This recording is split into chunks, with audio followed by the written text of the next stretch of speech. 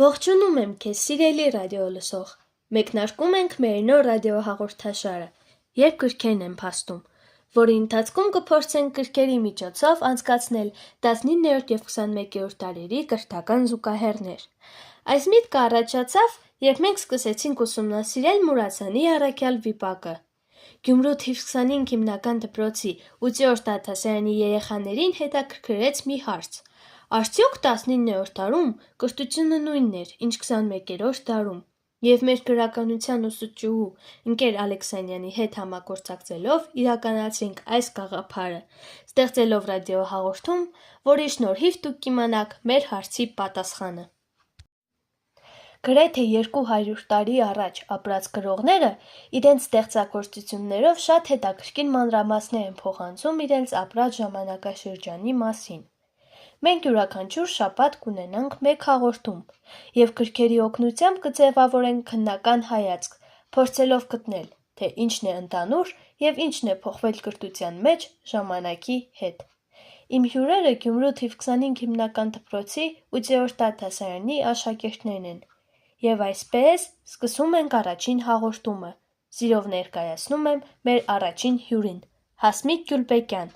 Հասմիկ, կպատմես, թե ինչն էր, որ ստիպեց մեզ սկսել նման հաղորդաշար։ Գրականության առարկայից ուսումնական նախագիծ ունենք և անցել ենք Մուրացանի առաքյալ վիպակից մի փոքրիկ հատված։ Այդ հատվածը շատ էր տպավորել մեզ, որովհետև վիպակում տեսանք 19-րդ դարի հայ գյուղերում տիրող գիտությունը։ Մեզ համար շոկային էր անկրագետ քահանայի վերաբերմունքը կրթության նկատմամբ, և այդտեղից ծնվեց ցանկություն խորացնել մեր գիտելիքները, ուսումնասիրել 19-րդ դարի կրթությունը և հասկանալ, թե ինչ հետևանքներ են ունեցել կրթական փորձերը մարդկանց կենսամակարդակի վրա։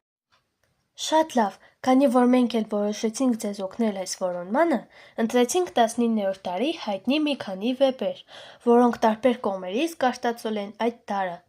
Առաջին գիրքը, որ կուզեինք ներկայացնել, Չարլզ Դիկենսի «Դժվար ժամանակներ» վեպն է։ Վեպի գործողությունները տեղի են ունենում հորինված արդյունաբերական քաղաքում՝ Քոքթաունում։ Թոմաս Գրադգրայնդը հարուստ առևտրական է, դպրոցի տեսուչ, որը կյանքի միակ ճշմարտությունն է համարում միայն փաստերն ու բանականությունը, մերժելով երևակայությունը, զգացմունքներն ու զվարճանքը։ Նա իր երեխաներին՝ Լուիզային և Թոմին, դաստիարակում է հենց այդ փիլիսոփայությամբ։ Վեպի ամենահետաքրքիր դրվագներից մեկը Սիսի ջուպիցախոհումն է Գրադգրայնդի դպրոցում։ Սիսին կրկեսի դերասանի դուստրն է։ Նա իր աչքով տեսել է շատ ձիեր, շփվել է նրանց հետ, բայց ձիերի մասին չոր փաստերով սահմանում տալ չի կարողանում։ Գրադգրայնդի մեթոդները հիմնված են միայն փաստերի վրա, և Սիսին չի կարողանում դիմանալ այդ մեթոդներին։ Խեղճ աղջկան նաև հայրն է լքում, և նա ստիպված աղախին է դառնում Գրադգրայնդների տանը։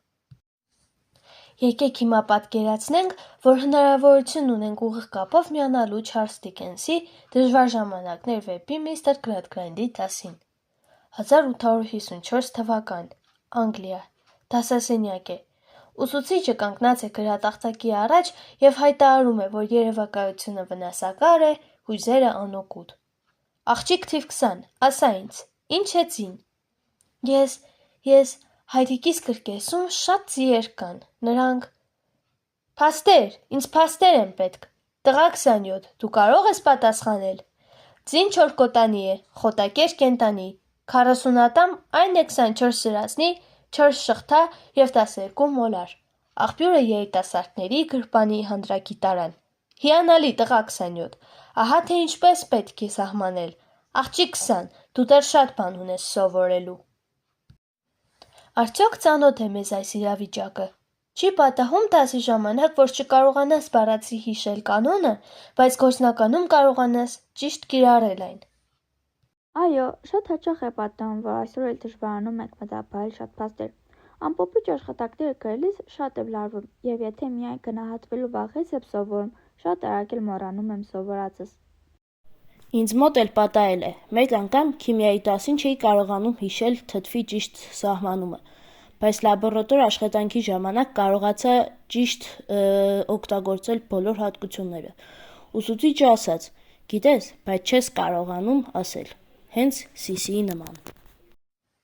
Շատ ճիշտ է, եւ ահա տեսնում ենք, որ Մուրացանի առաքյալում եւ Դիկենսի դժվար ժամանակներում երկու տարբեր խնդիրներ են լուսաբանված՝ տիկետությունը եւ խեղդված կրթությունը։ 19-րդ դարի հայկական գյուղերում մարդիկ ընդհանրապես կրթություն չէին ստանում, իսկ արդյունաբերական անկլերում ստանում էին, բայց այնպիսի ձևով, որ կորցնում էին մարդկային էությունը, երևակայությունը, զգացմունքները։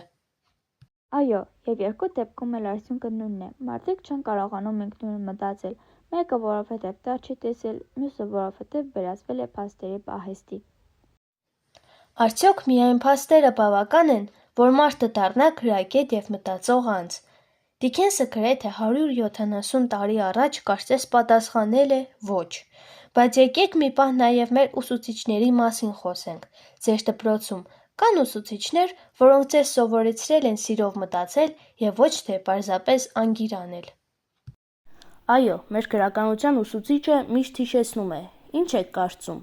դուք, ինչպես կարող էր այլ կերպ ավարտվել պատմությունը։ Նա թույլ է տալիս, որ մենք ինքներս մեկնաբանենք եւ չկան սխալ կարծիքներ, եթե կարողանում ես հիմնավորել։ Իսկ մեր պատմության ուսուցիչը միշտ ասում է. պատմությունը պետք է հասկանալ, ոչ թե մտապահել թվականները։ Նա պատմում է այնպես, որ մենք սկսում ենք զգալ, թե ինչպես է եղել ապրել այդ ժամանակներում։ Հիանալի օրինակներ։ Տեսնում եք, որ կան ուսուցիչներ, ովքեր հասկացել են, որ կրթությունը միայն փաստերի փոխանցում չէ։ Մեր այսօրվա հաղորդումն ավարտելուց առաջ առաջարկում ենք ձեզ մի փոքր հիշողության վարժանք անել։ Փորձեք հիշել, թե վերջին անգամ երբ եք որևէ բան սովորել սիրով, հետաքրքրությամբ եւ ոչ միայն պարտավորվածությունից ելնելով։